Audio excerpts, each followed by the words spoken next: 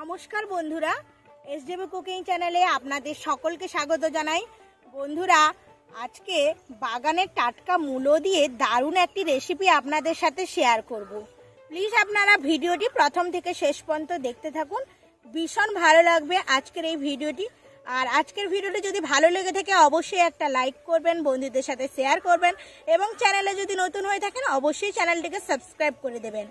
আপনারা মূলো দিয়ে অনেক রকম রেসিপি হয়তো খেয়েছেন, তবে আমি আজকে মূলো দিয়ে যে রেসিপিটা বানাবো সেটা সম্পূর্ণ নতুন ধরনের। বাড়িতে থাকা কিছু উপকরণ দিয়ে মূলোর এই অসাধারণ রেসিপিটি একবার খেলে অবশ্যই আপনারা বারবার খেতে চাইবেন। চলুন তাহলে আর বেশি কথা বলবো না, বাগানে চলে যাব। সবার প্রথমে আমাদের বাগানে প্রচুর মূলো হয়েছে, এক একটা মূলোর সাইজ বিশাল বড় বড়। তো সেই মূলোগুলো সবার প্রথম তুলে নেব। চলুন তাহলে মূলোগুলো সবার প্রথম তুলে নিই। বন্ধুরা, এই যে হাতে ঝুড়ি নিয়ে চলে এসেছি, দেখুন এই যে মূলো বাগানে এখন আমি চলে এসেছি। কত মূলো হয়েছে দেখুন, প্রচুর মূলো হয়েছে। তো অনেক মূলোই হয়েছে, এখান থেকে বড় বড় সাইজের বেছে আমি কয়েকটা মূলো তুলে নেব। বন্ধুরা দেখুন, এখানে তো প্রচুর মূলো হয়েছে, তো এখানে একটা বড় মূলো হয়েছে। দেখুন বন্ধুরা, এই মূলোটা কত বড় সাইজের হয়েছে। তো মূলোটা এখন আমি তুলে নিচ্ছি।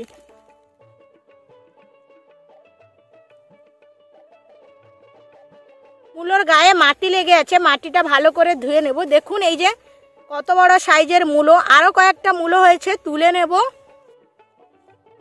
এখানে দেখুন বন্ধুরা কত বড় একটা মূলো হয়েছে, এই মূলোটাও তুলে নেব। আর মূলো কিন্তু খুব সাবধানে তুলতে হবে, না হলে মূলোগুলো ভেঙে যেতে পারে। দেখুন বন্ধুরা, এই মূলোটা কত বড়। দুটো মূলো তুলে নিয়েছি, বাগানের একদম টাটকা মূলো। তো এবার রান্নার কাছে চলে যাব। তাহলে চলুন রান্নার কাছে যাওয়া যাক। মূলোগুলো বাড়িতে নিয়ে চলে এসেছি। মূলোর গায়ে মাটি লেগেছিল, ভালো করে জল দিয়ে ধুয়ে মাটিটা পরিষ্কার করে নিয়েছি। মা এখন মূলোটা কেটে নিচ্ছে। মূলোগুলো এইভাবে লম্বা লম্বা করে কেটে নিতে হবে। দেখুন এই যে লম্বা লম্বা করে মূলোগুলো কেটে নিতে হবে। সমস্ত মূলো মা এইভাবে লম্বা লম্বা করে কেটে নেবে, তারপর ভালো করে জল দিয়ে মূলোগুলো ধুয়ে নেবে। মূলোটা ভালো করে জল দিয়ে ধুয়ে নিয়েছি, তারপর জল ঝরিয়ে নিয়েছি। এই মূলোর রেসিপিটা বানানোর জন্য আর কি কি উপকরণ নিয়েছি সেগুলো আমি এখন একে একে বলে দিচ্ছি। এখানে নিয়ে নিয়েছি গোটা জিরে, একটা শুকনো লঙ্কা, একটা তেজপাতা, কয়েকটা কাঁচা লঙ্কা, 3টা গোটা এলাচ একটু ফাটিয়ে নিয়েছি। নিয়ে নিয়েছি সাদা তেল, রান্নাটা কিন্তু আমি পুরোটাই সাদা তেলে করব। এখানে নিয়ে নিয়েছি লবণ, চিনি, হলুদ গুঁড়ো, জিরের গুঁড়ো। এখানে ধনেপাতা কুচি করে নিয়েছি, আদা বেটে নিয়েছি, আর এখানে আমি পোস্ত বেটে নিয়েছি। একটা পেঁয়াজ এভাবে কুচি করে নিয়েছি। আর এখানে আমি 1 কাপ টক দই ভালো করে ফেটিয়ে নিয়েছি। যেহেতু এটা দই মূলো, তাই টক দইয়ের পরিমাণটা কিন্তু একটু বেশি পরিমাণে রাখতে হবে। তাহলে চলুন এবার রান্নার কাছে চলে যাই। উনানটা ধরিয়ে দিয়েছি, এবার কড়া বসিয়ে দেব। কড়াটা গরম হয়ে গেছে, এবার এর মধ্যে দিয়ে দিচ্ছি কিছুটা পরিমাণ সাদা তেল।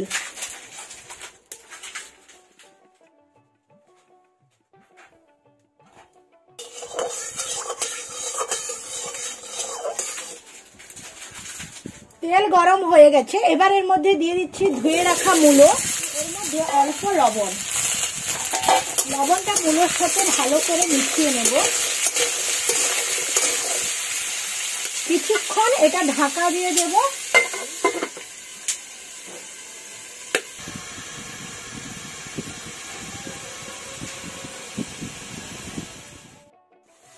এবার আমি ঢাকাটা খুলে নিচ্ছি। দেখুন মূলো থেকে কত জল বেরিয়েছে।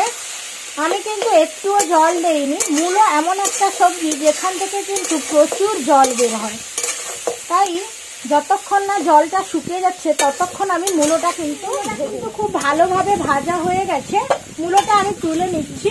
আর মূলো কিন্তু একদম সেদ্ধ হয়ে গেছে। দেখুন এই যে একটা খুন্তি দিয়ে দেখাচ্ছি, পুরোপুরি সেদ্ধ হয়ে গেছে। সব মূলোগুলো আমি এখন তুলে নেব। দেখুন এই যে মূলো আমি ভেজে তুলে নিয়েছি। মূলো ভেজে তুলে নেওয়ার পর ওই কড়াইতে আমি দিয়ে দিচ্ছি কিছুটা পরিমাণ সাদা তেল দিচ্ছি, একটা শুকনো লঙ্কা, একটা তেজপাতা, আর দিয়ে দিচ্ছি জিরে, 1 চামচ মতো জিরে দিয়েছি। দিয়ে দিচ্ছি 3টা গোটা এলাচ। এই শুকনো উপকরণগুলো হালকা একটু ভেজে নেব।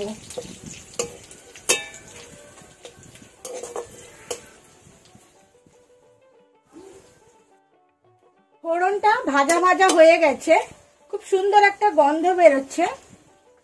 এবার এর মধ্যে দিয়ে দিচ্ছি বেটে রাখা আদা, 2 চামচ আদা বাটা দিয়ে দিলাম। আদাটা হালকা একটু ভেজে নেব। এবার এর মধ্যে দিয়ে দিচ্ছি একটা পেঁয়াজ কুচি।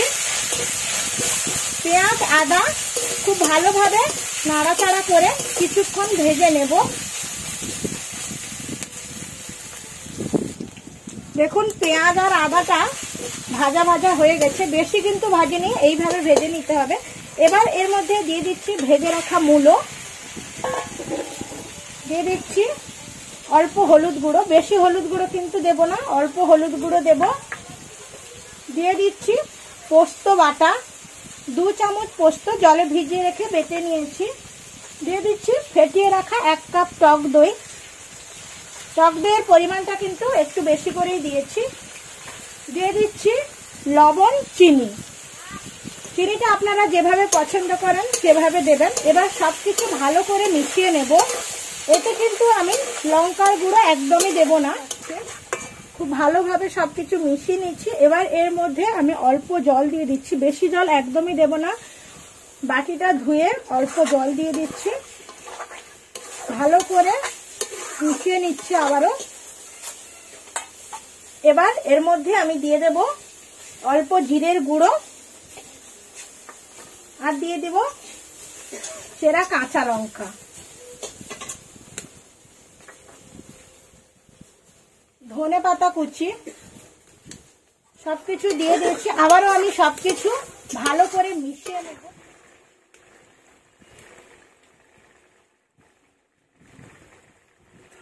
কিংবা রুটির সাথেও খেতে দারুণ লাগে।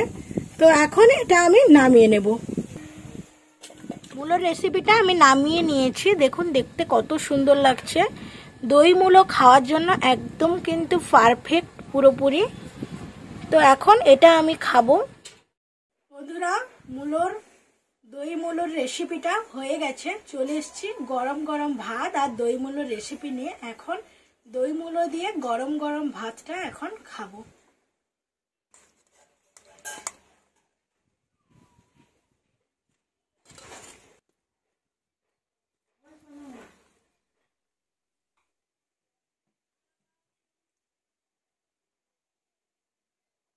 খেতে অসাধারণ হয়েছে বন্ধুরা।